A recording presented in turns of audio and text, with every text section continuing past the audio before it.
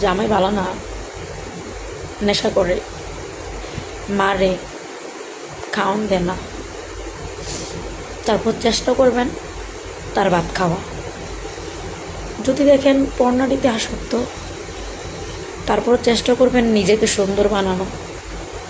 তারপরও যদি দেখেন আপনার সৌন্দর্যের দিকেও সে তাকায় না, তখন কি করবেন? যে কোনো একটা ডিসিশন নেবেন। কিন্তু জামাই একটু মারধর করে, ঠিকমতো খাওয়ায় না, কিন্তু পরকিয়া করে না, সেই আমার সংসার কইরেন, অন্তত বাপের বাসায় এসেননি। বাপের বাসায় অনেক সুখ, যা সহ্য করতে পারবেন না। এটা সহ্য করার মতন না। এত সুখ কই রাখবেন বলেন?